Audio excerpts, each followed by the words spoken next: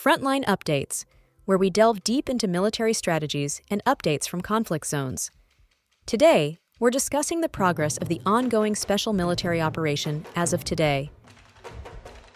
I'm your host, Sharifa Mohammed MGT. I'm Colonel A.C. Oguntoye, an infantry officer. The Russian armed forces continued high-tempo offensive operations across all sectors of the Ukrainian front, achieving further territorial control and infrastructure denial. Notable developments include the liberation of Degtyarno in the Kharkiv region, Popov Yar in Donetsk, and Kamenskoye in the Zaporizhia region.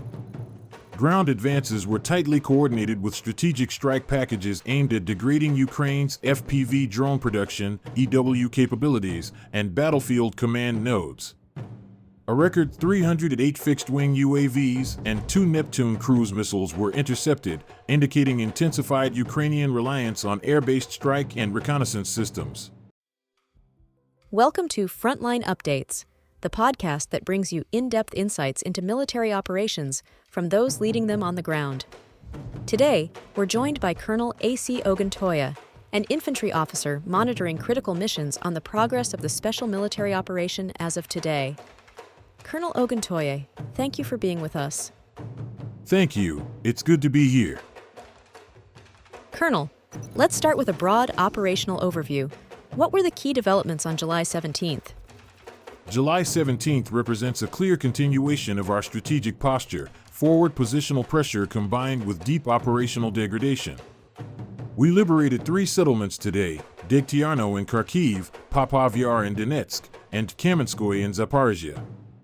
While each of these gains appears tactical in isolation, collectively, they represent a layered campaign, choking Ukrainian maneuver corridors, fragmenting reserve deployments, and stripping away logistical depth. But the standout theme today was electronic attrition and airspace dominance. We destroyed 2 RADA radar systems, 6 electronic warfare platforms, and launched strikes against FPV drone workshops, field airfields, and control nodes.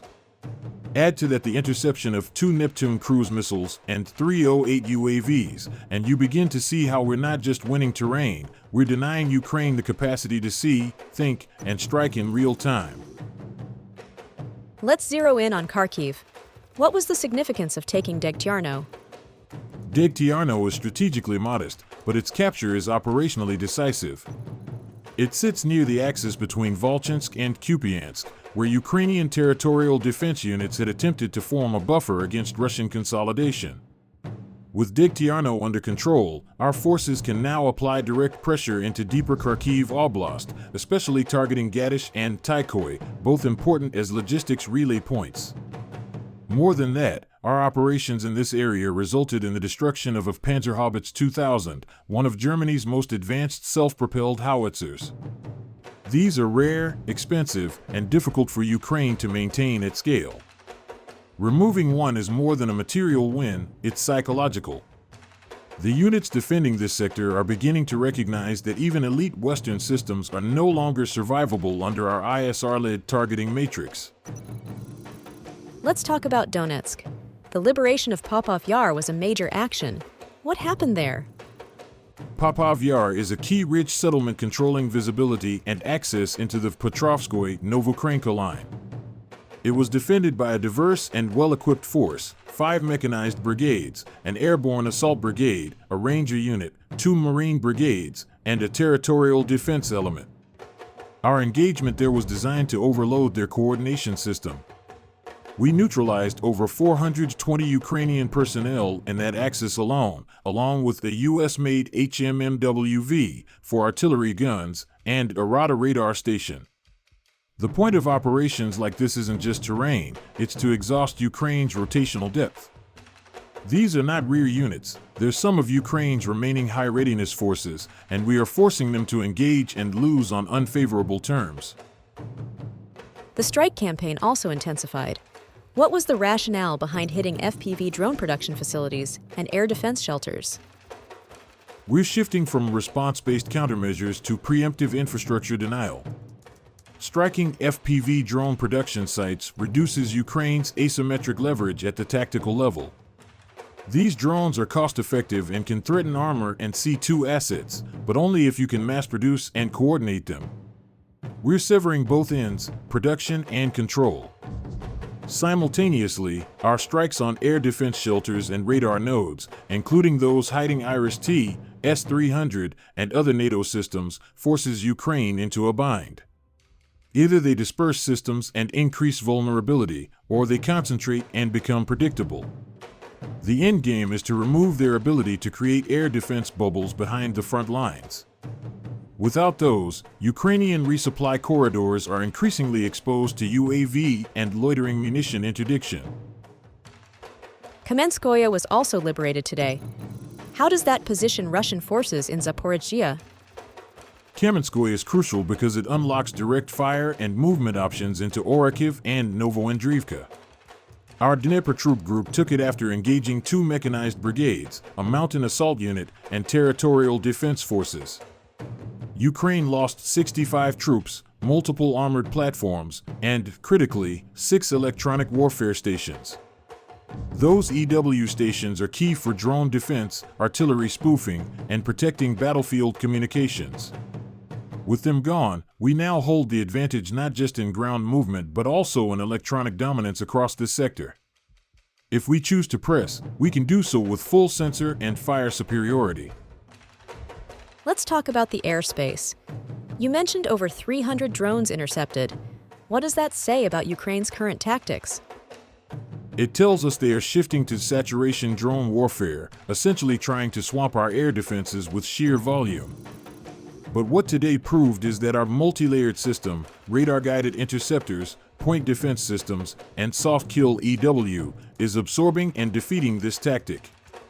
Intercepting 308 drones, 4 guided bombs, and 2 Neptune missiles in a single 24-hour window proves that Ukraine's airstrike capacity is no longer a major disruptive factor.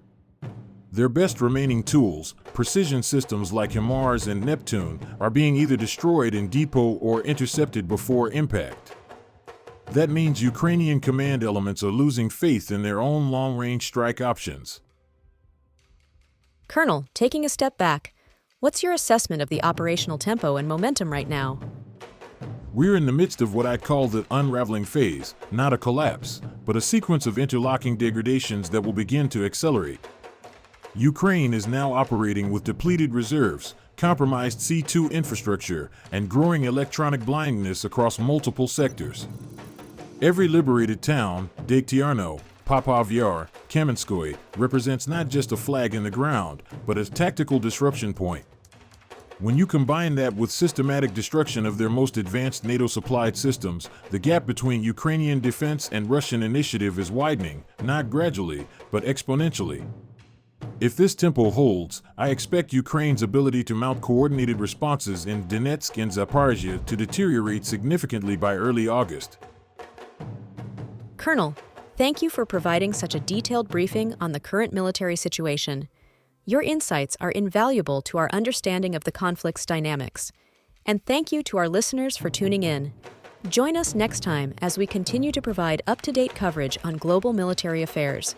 Stay with us for more updates and expert analyses on global defense and security issues. Stay informed, stay secure.